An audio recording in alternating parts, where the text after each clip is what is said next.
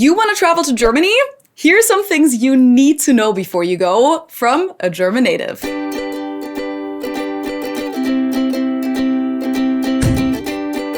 Hallo, Servus, and welcome back to my YouTube channel. My name is Feli. I'm originally from Munich, Germany. Spent the last 9 years living in the US, in Cincinnati, Ohio, but actually just moved back to Germany last year with my American husband and our 2 cats. So I'm located in Munich again, and I've gotten pretty used to having visitors here and showing them around, whether it's with one of the many group trips I've hosted over the last few years. We just did another one in May with over 20 Americans, which was so much fun, or just with friends and family, which we actually have a big wedding celebration coming up here in Germany, and some of our guests are coming all the way from the US. And I always want to make sure that everyone is well prepared for these cultural differences and the logistics of the trip so that there aren't any bad surprises or things that throw people off. So I have a whole list of things ready to go that I tell my American friends when they come over here. And I figured a lot of you guys would probably like to know these things as well. And many of these things apply to other European countries too, so it might even be helpful if you travel to Italy or the Netherlands. Now, I actually already made a video like this back in 2021, and I usually send that one to people before they come over here, but the old video is a little short, I would say, and kind of missing a lot of important points, plus some things simply need to be updated for 2026. So for the sake of our wedding guests and you guys, let's get into it.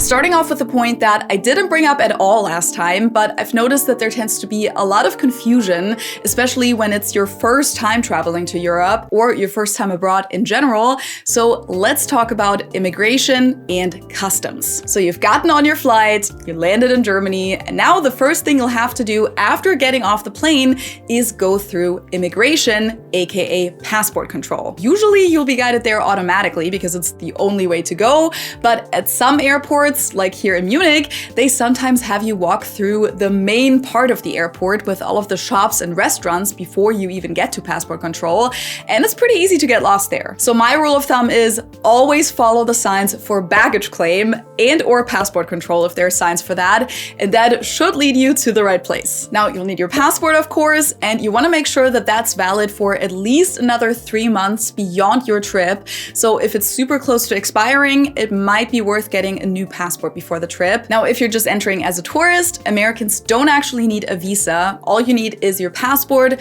to be allowed to stay for up to 90 days at a time. But if you have a different nationality, be sure to check if you need a visa to get into Germany / the entire Schengen area, because that's something you need to apply for before your trip. And then you just get in the visitor's line and go up to a border control officer who scans your passport and asks you about the purpose of your trip. They might also ask you how long you're staying for, what the first hotel or address is you're staying at.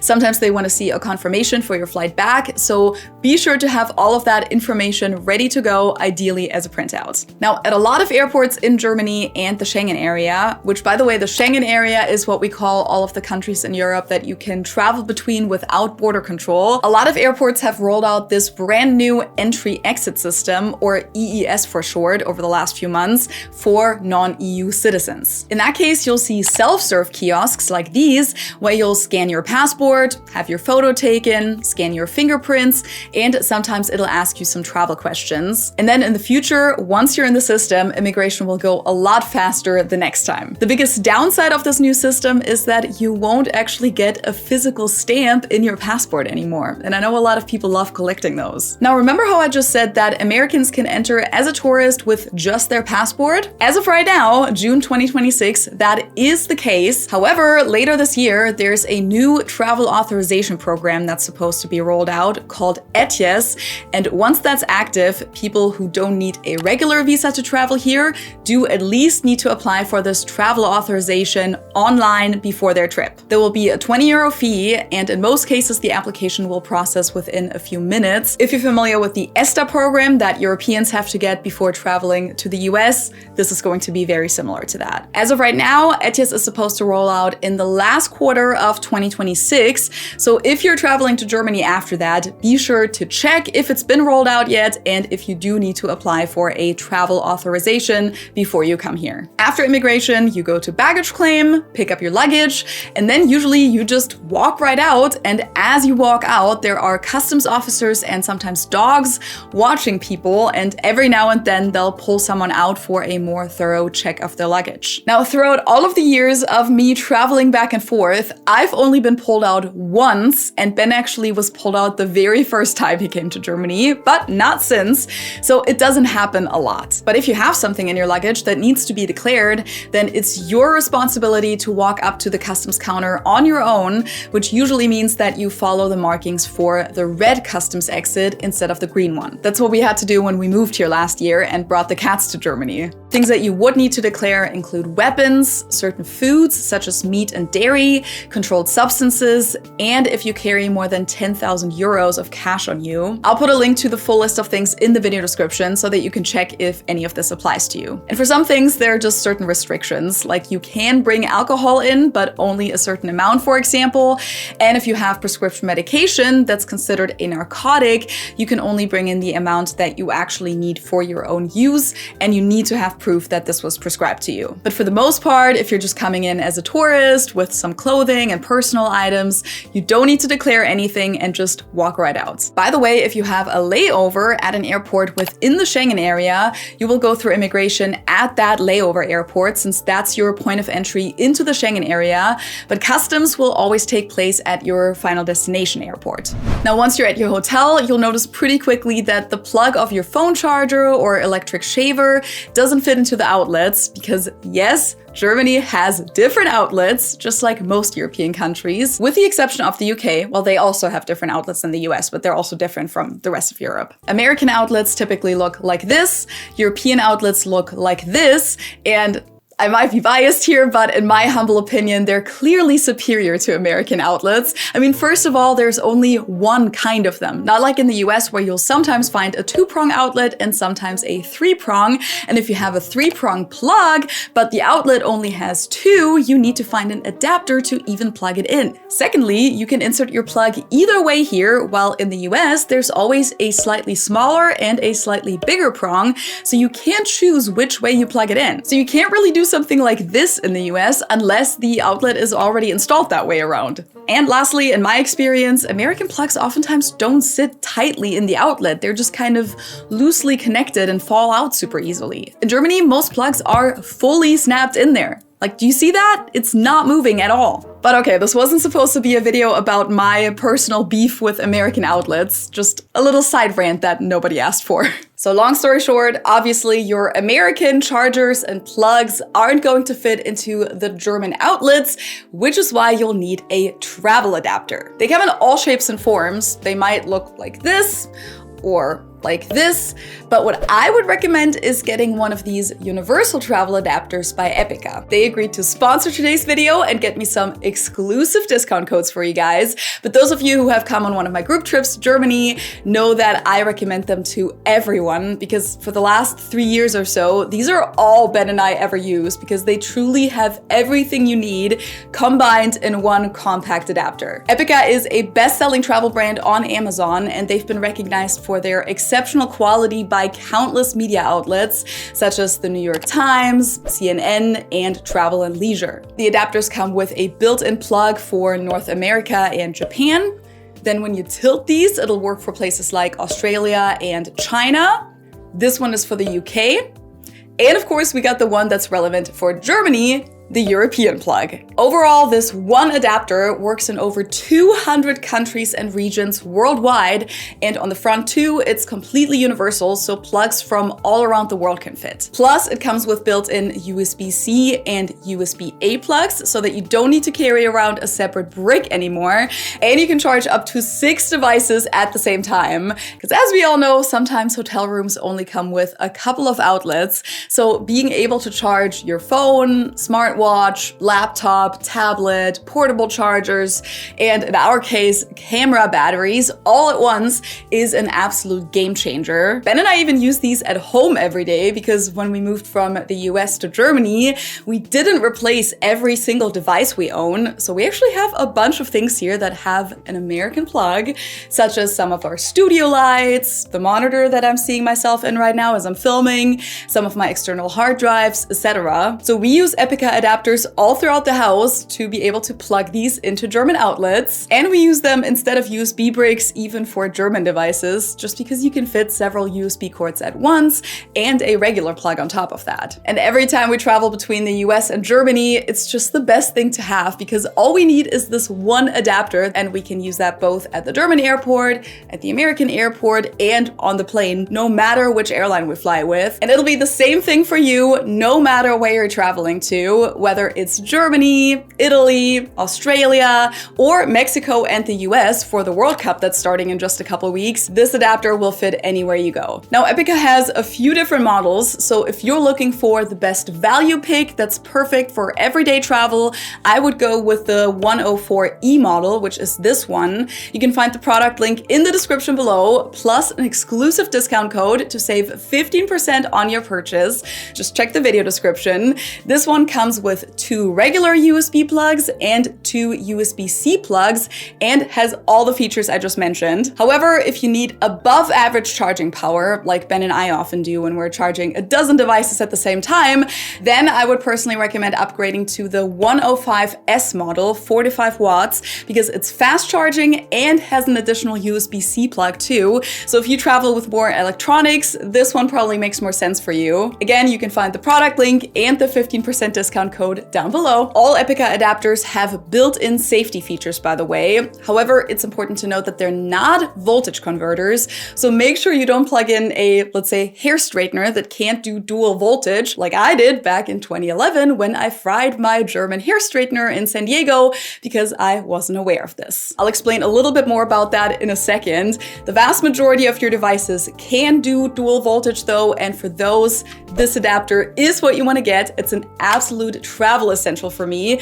so be sure to check them out via the links in the video description below or search for them on Amazon. And don't forget to use my discount codes down below to get 15% off. So getting back to the voltage, the electric system in the US runs on 120 volts, while in Germany and the rest of Europe, we use 230 volts. And as I mentioned, not all electronic devices can handle the switch, so be sure to do some research before you go. Especially heating devices, such as hair dryers, hair straighteners, as I mentioned, or even coffee makers usually don't work with a different voltage. Electric shavers fall into that category too sometimes, so just be sure to check if your device can do dual voltage, and if not, you can either get one that can handle it, such as a travel hair dryer, or you can get a voltage converter, but even those don't always work perfectly. It really depends on the device. The good news is that most modern devices, such as laptops, phones, USB chargers, etc., can do dual voltage without a problem, so you don't have to worry about it too much.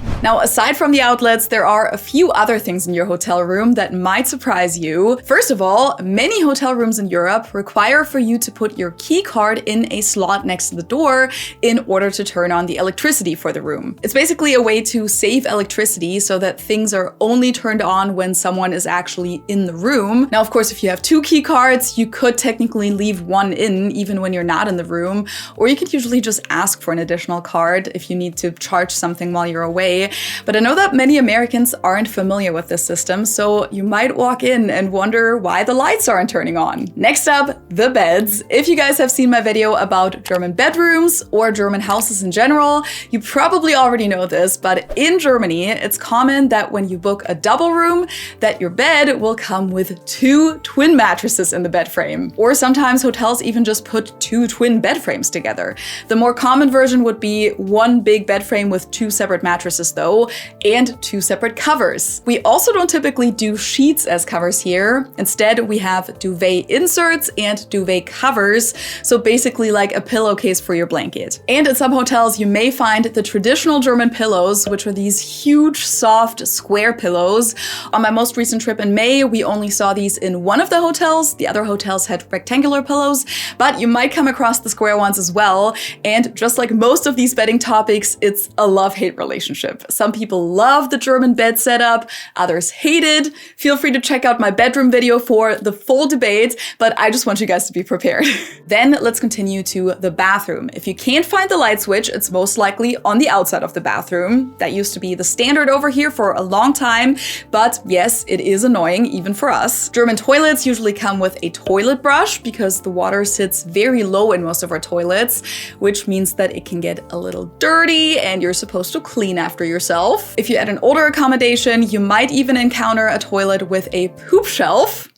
Yes, it is what it sounds like. They're not super common anymore, but again, if you're staying at an older place, there is a chance that you'll have one. And of course, I do have a whole dedicated video about the poop shelves and German bathrooms in general. I'll be sure to link it down below for you guys. Your toilet might also come with 2 different buttons to flush, depending on how much needs to be flushed.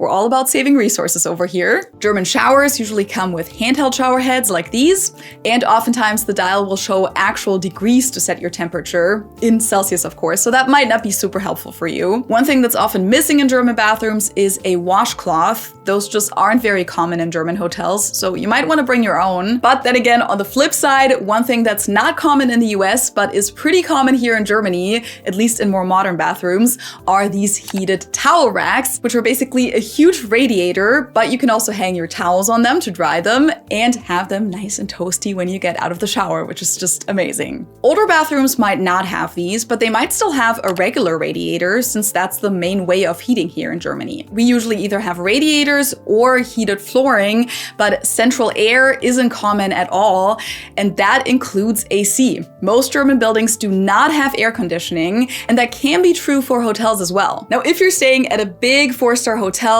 you will most likely have AC in your room, but if you're staying at a smaller boutique hotel or a lower budget hotel or an Airbnb and you travel in the summertime, you should double check if your room will have AC. Now, it might not be crazy hot in Germany, even in the summer, but every now and then we do get 90, 100-degree weather too, so just a heads up. Also, if your hotel does have AC, but you travel during spring or fall, there is a possibility that the hotel doesn't have the AC turned on. I've experienced that on one of my group trips in the fall one time, where we were told that the AC had already been turned off for the season. Last but not least, I found that a lot of German hotels have hardwood flooring as opposed to carpet, which I feel like is the standard flooring in American hotels. That's not really something you need to prepare for, just something I noticed. Now you might be wondering, how do I even communicate in Germany if I don't speak German? Well, the good news is that most Germans speak at least some basic English, and in a lot of cases they speak pretty good English actually. So especially in hospitality, you usually don't have to worry about a language barrier. But if you walk into a store or a smaller local restaurant, I would recommend to start out by asking if they speak English, and if they don't, maybe there's another employee who does. If you do encounter communication problems, it can be helpful to keep your English as simple as possible.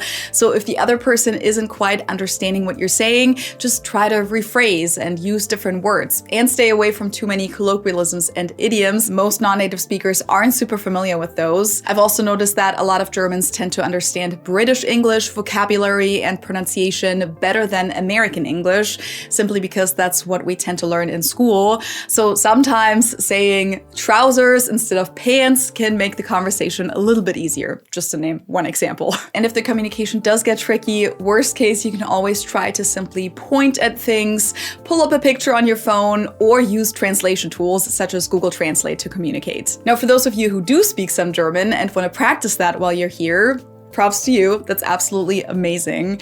Unfortunately, it can sometimes get a little tricky to practice your German around here because a lot of Germans immediately switch to English when they notice that you're not a native speaker. I used to do that too, and I think most of us do it because we want to be accommodating and just make the conversation easier for everyone and more efficient. And German is a super hard language, so usually our English is better than the other person's German, and that's why we tend to switch to English. But over the last few years, years, I've learned that a lot of non-native speakers find this really frustrating because they take it as a sign that their German isn't good enough and they're never given the chance to practice it. And I totally understand that frustration. So if people keep switching to English with you, just kindly ask if they could stick with German, because they most likely don't realize that you want to speak German. And most importantly, don't take it personally. Most of them really just mean well and want to meet you halfway. Now, of course, you're most likely gonna buy things while you're in Germany, whether it's dinner, souvenirs, tickets. So let's talk about money. First of all, of course, we have a different currency here in Germany, the euro, which unfortunately, as of June 2026, is a lot stronger than the US dollar. You only get about 85 euro cents for each US dollar, which means that things are a little bit more expensive for American tourists over here right now. I would recommend carrying some cash on you while you're in Germany. Germany used to be a major cash culture, and according to a recent survey, over 70% of people still use cash as their primary payment method, which was honestly surprising to me. But I will say that over the last few years, particularly since the pandemic, things have become a lot more digital over here. So for the most part, you can pay with card or your phone if you have a digital wallet like Apple Pay, pretty much everywhere. At supermarkets, bakeries, convenience stores, most restaurants, parking machines, and so on. And it's actually very common over here to just tap to pay instead of sliding your card or inserting the chip. I usually just tap my phone to pay. But every now and then, and even more so when you're in more rural areas of the country, you will come across a restaurant that doesn't take card at all, or a store that requires a minimum amount to allow card payments, or vending machines that don't have card capabilities at all. So I would recommend to always carry some emergency cash with you just in case you need it. It also comes in handy for tipping if you want to tip a driver or a hotel staff. And by the way, they don't usually accept US dollars over here. I know that in some countries that is pretty common.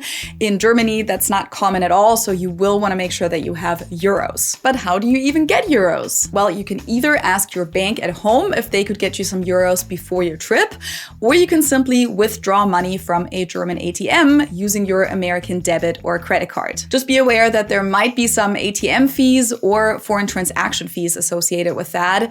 Many credit cards reimburse those though, so definitely look into that. If possible, I would also try to avoid these generic Euronet ATMs. Those have particularly high fees. It's always better to use an ATM by an actual bank, such as Sparkasse, Raiffeisenbank, Postbank, etc. Oh, and if you try to withdraw money with your credit card, you might want to find out what your PIN is for that, or you might need to set a PIN first. What I would try to avoid at all costs is exchanging cash at these currency exchange places at the airport, because those usually have terrible exchange rates, so you'll lose a good amount of money doing that. Now, make sure that before your trip, you tell your bank and your credit card company that you're traveling abroad, because if they don't know about your trip, they might flag any transaction abroad as fraud, and worst case, they might even lock your card for security reasons. Also, while MasterCard and Visa work perfectly fine in Germany, there are a lot of places over here that don't accept American Express cards. So I would always make sure to have at least one Visa or MasterCard on you. And every time you're asked on the little machine if you would like to pay in dollars or euros,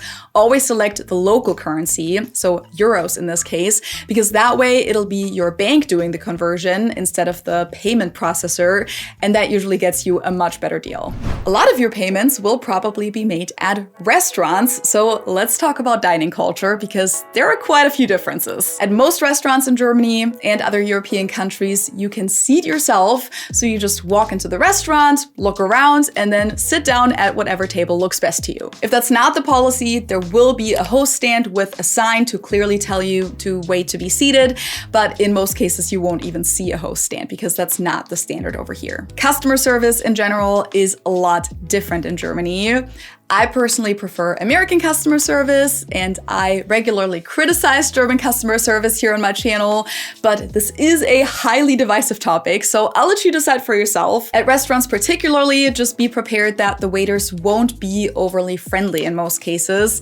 To an American, it can almost come across as cold and short, but they won't introduce themselves to you. They usually don't do a lot of small talk, if any, and they won't usually check on you throughout your meal, so if you need anything, you will need need to flag them down proactively. Now, service staff in Germany actually gets paid a regular salary, so they get paid minimum wage at the very least, which is $13.90 an hour. That's a huge difference to the service industry in the US, where many people only get a base wage of $2 to $5 an hour and mainly have to live off of tips. In Germany, service staff doesn't depend on tips nearly as much, but we do still tip, just a little less than in the US, where around 20% is pretty common. In Germany, we usually tip around 10% if the service was good. If they weren't happy with the service, most people here will tip less than that or nothing at all. But we're kind of jumping ahead. First, you'll want to order, and for that, I always recommend asking for an English-speaking menu if the menu isn't bilingual already.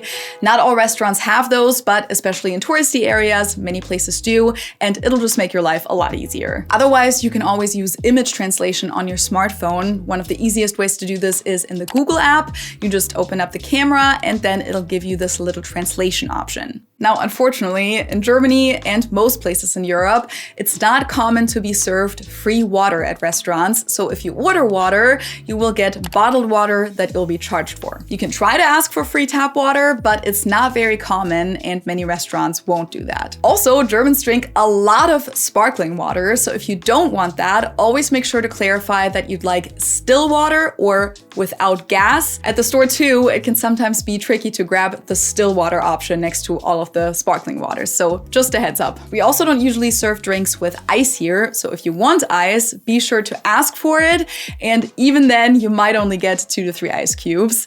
But that also means that you get more drink for your money, which is nice because we don't have free refills here. If you order a Coke, for example, you will usually get a small bottle of Coke, and if you want a second one, you'll be charged for another bottle. Restaurants don't usually use soda fountains here, with the exception of fast food places. And when I say small bottle, I mean small, because drink sizes, just like portion sizes, aren't nearly as big over here as they are in the US. Now, when you place your order, it's not super common in Germany to change it up a whole lot from what it says on the menu, which doesn't mean that you can't do that, but just a heads up that the waiter might be surprised if you voice any special requests, so to say, or worst case, they might just straight up tell you no. Again, that German customer service is just a little different at times, and generally, people over here are a lot more blunt. Which doesn't mean that there aren't some amazing people working in customer service over here. It's just not all of them. After you order, you'll most likely have to wait quite a while for your food to come out, at least compared to how fast they often bring it out at American restaurants. And generally, European dining culture isn't really about turning tables and just getting a bite to eat.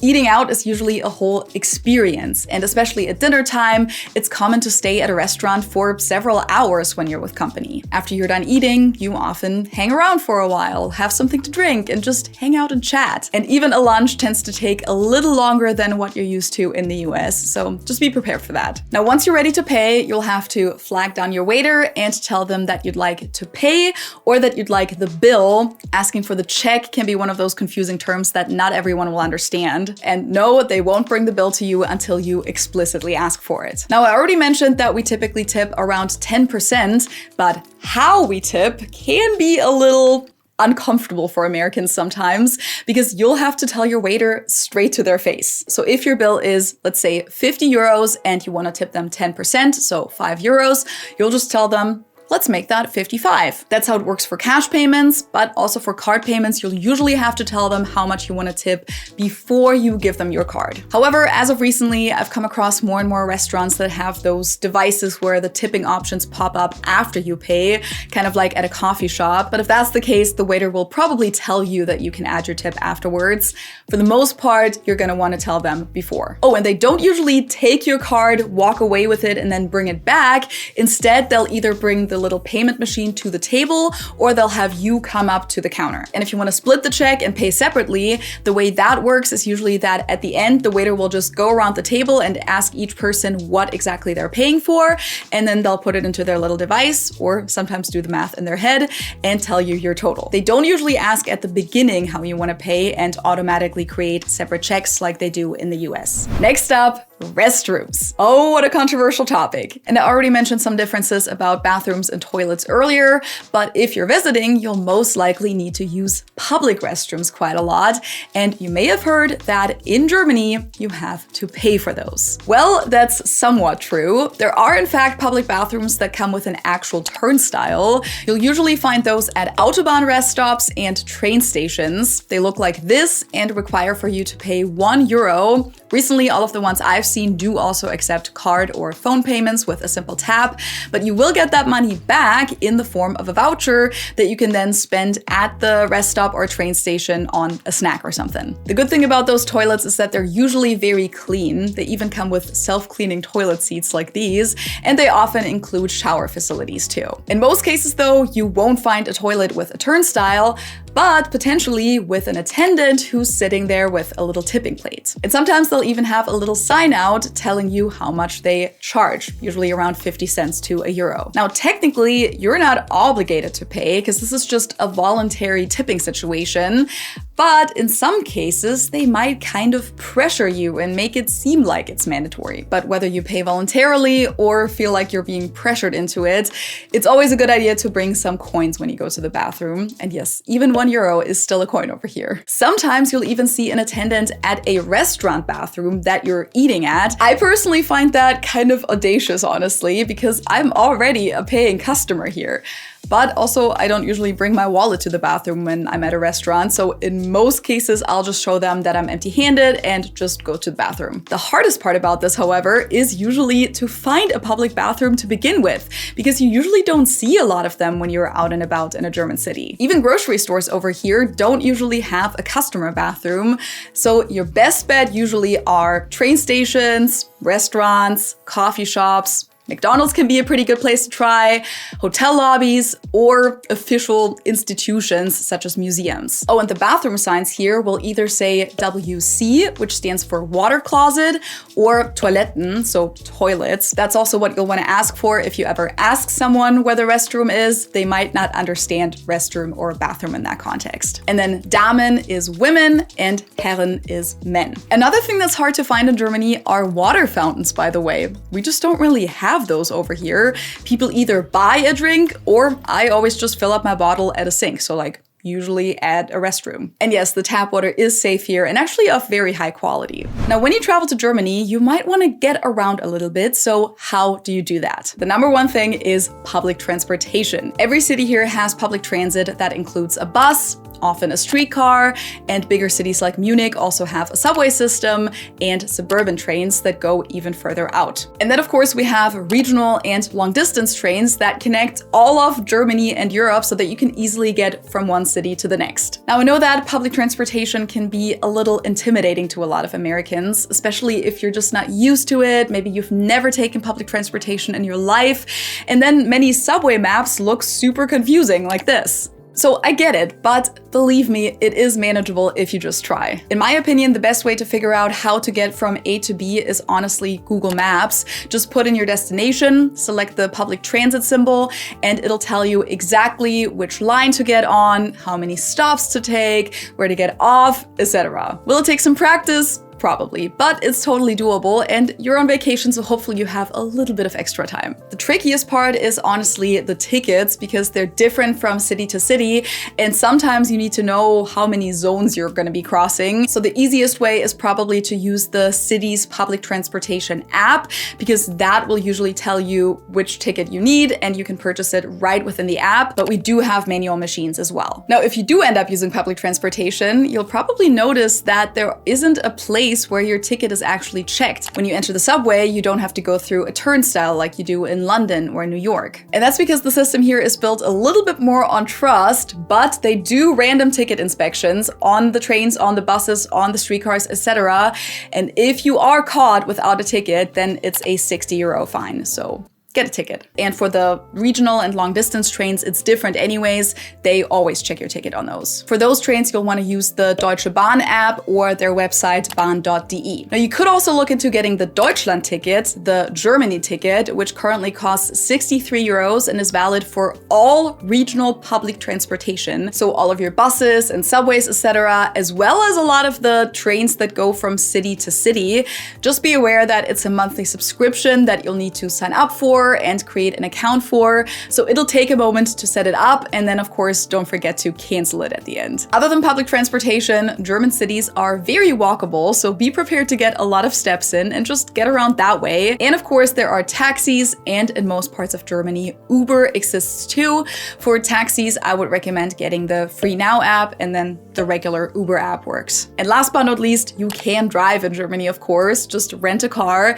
If you have a US driver's license, you are allowed to drive in Germany for up to 6 months. You can also get an international driving permit through AAA before your trip, which usually makes the logistics a little easier, but that's technically just an internationally recognized translation of your license, so you'll still need your actual driver's license as the legal document. Now, if you do choose to drive in Germany, just keep in mind that gas is about twice as expensive as in the US, and of course we have different traffic signs and rules over here, so make yourself familiar with those before you drive here. There's no right turn on red, for instance. There are barely any stop signs. And as you probably know, there are a lot of parts on the Autobahn without a speed limit. I do have a few videos about driving in Germany if you're interested. And just be prepared that everything is a lot smaller and more narrow in Germany. That includes streets, parking spots, parking garages, and so on. Okay, we've been going for a while. A couple more things. Stores are closed on Sundays in Germany. This goes for grocery stores, clothing stores, drugstores, etc. Gas stations are open though, and they do carry a lot of essentials if you really need something. And stores at airports and train stations usually stay open too. Restaurants are open on Sundays, and so are museums and movie theaters, etc. So you can still do stuff around here, just not necessarily go on a shopping spree. Oh, and bakeries are open on Sunday mornings. Bakeries are generally your best bet for a quick snack and a drink. You'll find them pretty much at every street corner in German cities, kind of like Starbucks in New York City. And they'll have things like ready-to-go sandwiches, coffee to go, and bottled drinks. The same rules go for public holidays in Germany, which we have quite a lot of throughout the year. Oh, and if you need to go to a pharmacy here in Germany, those are not included in our drugstores. Drugstores such as DM will have basics like Band-Aids and supplements, but you won't find any ibuprofen or cold medicine there. For that, you'll want to go to a Apotheke in Germany, which means pharmacy. They're separate from drugstores and always carry this logo. Next up, Germans are rule followers, and that even goes for pedestrian lights, so you won't see a lot of people jaywalk here. Even when there's no car coming anywhere, many people won't cross the street until the light turns green. I'm a German who does jaywalk when it's reasonable and safe. Just be prepared that you might get some rude looks from people if you do.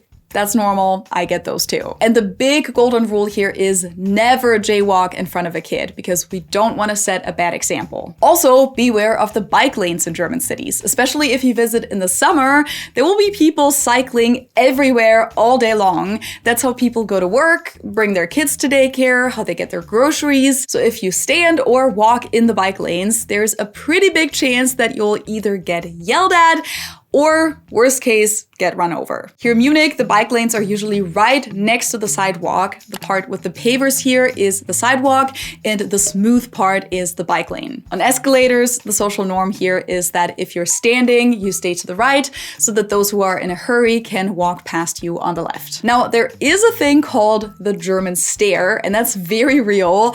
I never even noticed that I did that until I moved to the US, but Germans just straight up look at others, like look up and down on them, look them in the eyes, just because. I can't even tell you why. We just don't find it weird for some reason.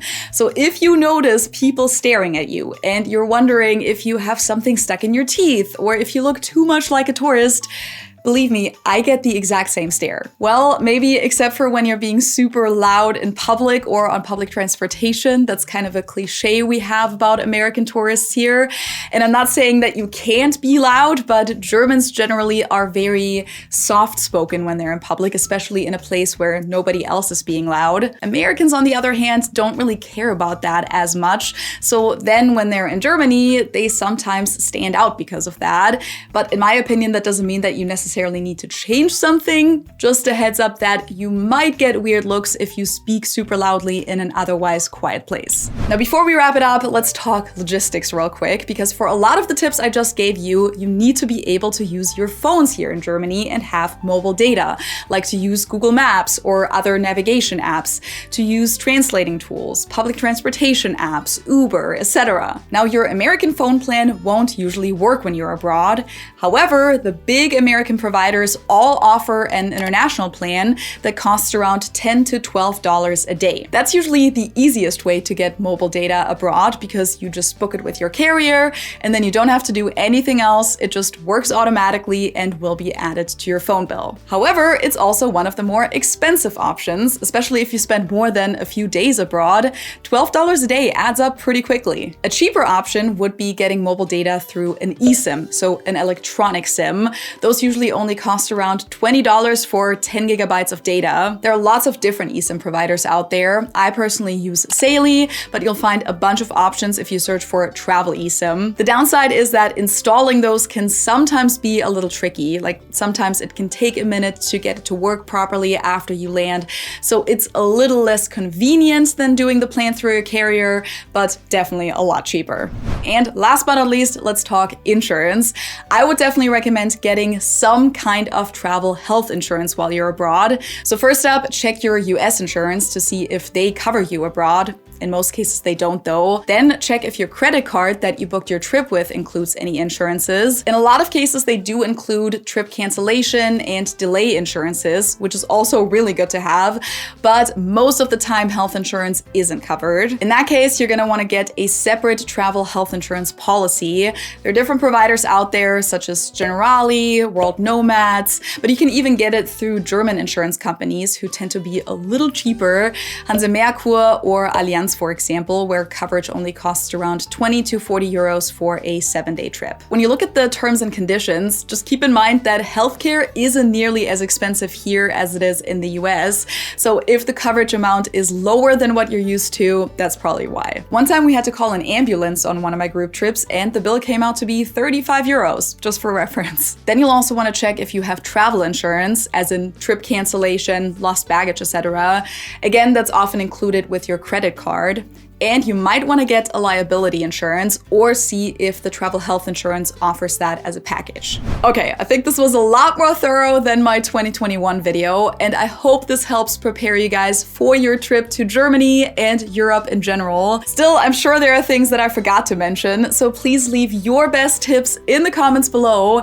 And if you have any funny or insightful anecdotes from your travels to Europe, I would love to hear about them. I'm sure they can help out other people too. If this video was helpful to you, I would really appreciate it if you subscribe to my channel. It's just one click, it doesn't cost you anything. Hitting the thumbs up button and leaving a comment helps as well. And if you want to support me beyond that, you can always send a tip via PayPal, via the super thanks button, on Ko-fi.com, or by joining my Patreon community. Thank you guys so much for watching, and I hope I'll see you next time. Tschüss!